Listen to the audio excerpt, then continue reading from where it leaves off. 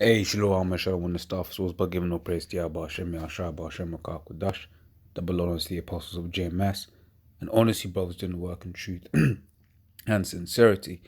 Yeah, this is a quick one. It's just a play on this word Dama here in the Hebrew, right? H1818, so H1818, Dama, right, which means blood, right? And, Esau, as opposed to going into at the camp last week, is a man of blood, right? So thus the play. Obviously, we know his name is Edom, right? E-dama-ites, right? But yeah, we'll go on, just go and bring out some precepts. There's Revelation 6 and 4, and they went out another horse that was red, right? And that is representing the fact that it's Esau, the so-called white man. So-called white because really, I mean, he has no pigment. So his skin is translucent. You see that blood showing forth through his skin, right? We'll call him, the red man, right? It says, and power was given to him that sat thereon to take peace from the earth, and that they should kill one another, and there was given unto him a great sword. Right now, this man has gone around killing people, man. Right, he's had 2 world wars. He's gonna have a third, and that third is gonna, kill billions, right? It's only going to kill hundreds of millions, in the land of America alone, right? Because it says in the scripture, Zechariah 13, 8 and 9, right, that 1/3 of the children of Israel in the land of America, right, will be delivered, but 2/3 of the children of Israel in America will be, will be destroyed, right? Now you look at the population of America. For the last time I heard it was like 330, 300, 350.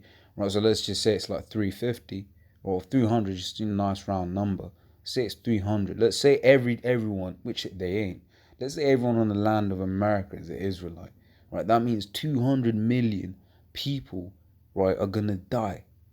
Right, but not everyone on the land of America is an Israelite, meaning it's gonna be over 200 million people on the land of America that's going to be killed, destroyed, right? And who did that? Esau. That's his weaponry. Ain't it Jake's weaponry. Right? Jake just wants to chill, right? Some power was given to him that sat there on to take peace from that. And you see that now he's going around dropping bombs here, dropping bombs there. You heard what Trump said, but we keep the oil. We keep the oil, right? That's what this man says. He feels like he has the authority to just go around, all throughout the earth and just do whatever he wants to do, right? But hey, right now he does, because what does the scripture say? Let me grab this real quick in Job. This is Job 9 and 24. If I could spell. All right, it says, the earth is given into the hand of the wicked. He covereth the faces of the judges thereof. If not, where and who is he? Right. So Esau has been given the power over the earth, right? But it's all in part of the Lord's plan, right? Because that power is going to be stripped from him, right? And he's going to be shown to just be the worm that he is. Well, I'll grab this real quick. It's Ezekiel 28 and 9.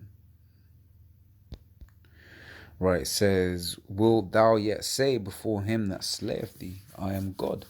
Right, so when you read through this chapter, which, it's a good chapter, right, referring to Esau now, right, it's talking about Esau and his pride, the fact that he's wiser than Daniel. In the 3rd verse, right, it says, behold, thou art wiser than Daniel, right, there's no secret that they can hide from thee. Part of that wisdom, right, is the wisdom of these nuclear missiles.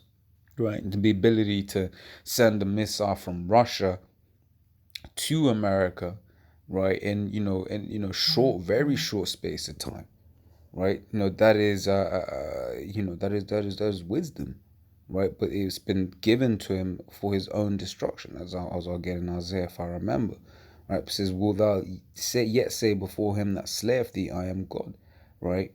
But thou shalt be a man and no God in the hand of him that slayeth thee. Right, so right now he can be proud, right? But in that day he ain't gonna be able to be proud, because he's just gonna be destroyed. You read was 2nd Ezra, the 13th chapter, right? It's, before a peaceable multitude, there was nothing to be perceived but dust and smell of smoke, right? And that's referring to the fact that you're gonna have these different navies try to fight, different armies rather, air forces, whatever, try to fight against the Lord, but the Lord's just going to zap them, man, in his chariot, right? This is Isaiah 54:16, right? So when all is said and done, right, Esau's just going to be taken out, and he ain't going to be able to fight against the Lord. He's going to be revealed that he's just a worm, he's just a man, right? So Isaiah 54:16 says, "Behold, I have created the smith that bloweth the coals in the fire," right? So all of this understanding of how the nukes work, how nuclear physics, all of that was given to him from the Lord for his own destruction, right? It says, "I have created the waster to destroy," right? So it says, I'll read Revelation 6:4 again. "And there went another horse that was red," right, representing Esau, "and power was given to him that sat thereon to take peace from the earth, and that they should kill one another. And there was given him unto him a great sword," right, that nuke. It says Isaiah 59:8, "The way of peace they know not." Man, if these devils, they don't know peace, right? They don't know peace. Here it is, our brothers Gad and Reuben, right? They let this man onto their land. How did Esau repay them? Right? He repaid them with blood. But that's his nature. Right? And yeah, he hasn't changed. He's been doing that ever since. Right? The scriptures talk about how he has had a perpetual hatred, and we're gonna get that as well. Right? Yeah, you see that if you can receive it, Esau, and Cain, right? They're the same spirit. What did Cain say? Right? He slew his brother because his brother did the right thing, but Cain was the one in the wrong. Right? And what did Jacob say? Not Jacob, Satan. What did Esau say regarding Jacob? He said, "The time of mourning for my father is at hand. Then will I slay my brother Jacob." Right? That's this man's spirit. Right? It says, "There is no judgment and there is no judgment in their goings. They have made them crooked paths. Whosoever goeth therein shall not know peace." All right. It says Ezekiel 35:5, "Because thou hast had a perpetual hatred," right, as we just quoted, right, "and hast shed the blood of the children of Israel," right, "by the force of the sword in the time of their calamity, in the time that their iniquity had an end," right? So here it is, Israel, we were given into Esau's hand, but Esau, he went too far, man, right? And as we read that, it's perpetuated. This is going back from the beginning, where Esau has hated the children of Israel, and he has killed us, man. Right? If you read in Obadiah, right, he talks about how you shouldn't have. How's it phrased? Let me just get it.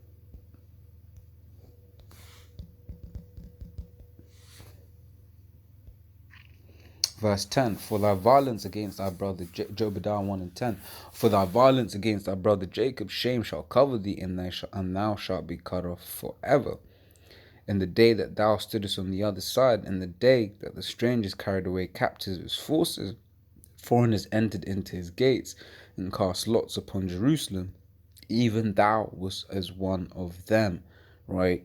I was forgetting which did we have. What? Yeah, time of the Babylonians. Right. So at the time of the siege of the Babylonians, and the precept here says first says it was 445. Right. Esau was there when he was helping out, man. Right. You damn devil. Right. But now you want to say, "Oh, we're all brothers. We're all one." Right. So we're all one when it suits you. When it comes time to pay the tab, right? Now we're all one. Right, here it is. You was the one that was getting drunk. You was the one enjoying the yak. Right? It says, so it says verse 6 says there, Ezekiel 35:6, "Therefore as I live, saith the Lord power, I will prepare thee unto blood, and blood shall pursue thee. Sith thou hast not hated blood, even blood shall pursue thee." Right? So it says, basically going into the fact that because you've not hated blood, the Lord's going to repay you in blood. Right? You're going to reap what you sow. Right? Let's grab that real quick.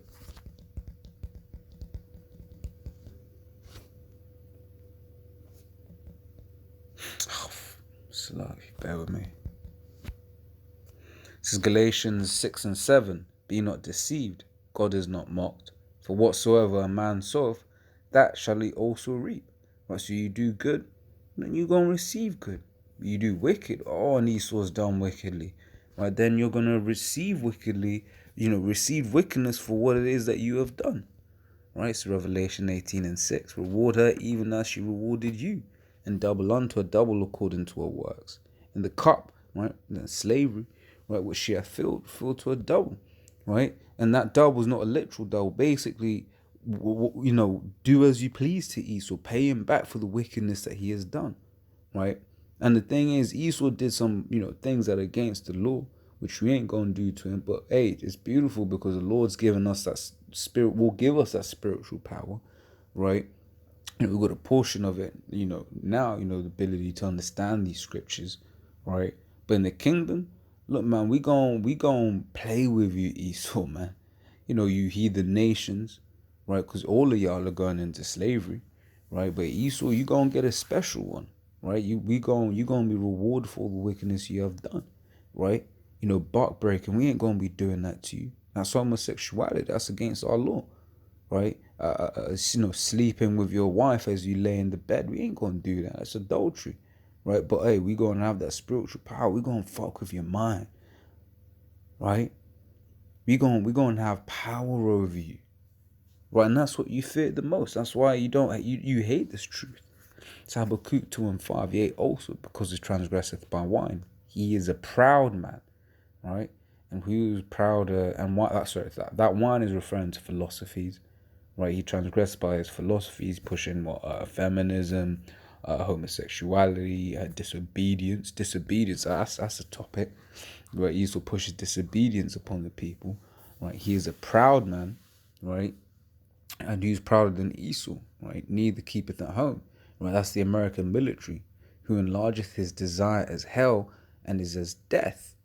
Right, and cannot be satisfied. And wherever this man goes, he brings nothing but death.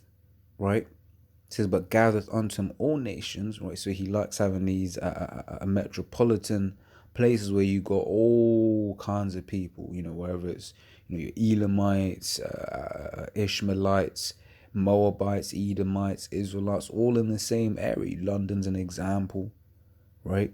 You got all of these different people, all in the same place, right? It says, and he put unto him all people, right? But that is his nature. He is as death, right? And this is Joel 3 and 9. It says, proclaim ye this among the Gentiles. Oh, I've got this one.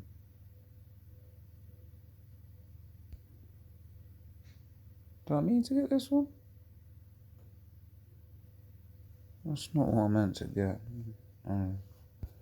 I'll read it anyway. It says, proclaim ye this among the Gentiles. Prepare war. Wake up the mighty men. Let all the men of war draw near. Let them come up. Right? It says, beat your plowshares into swords and your pruning hooks into spears. Now it's referring to diverting money from agriculture into, and other things, basically, into war. Basically, starting these nations start investing more and more into, the military. Right? It says, let the weak say I'm strong. Right? And you see your Indias, your Pakistans, they got nukes.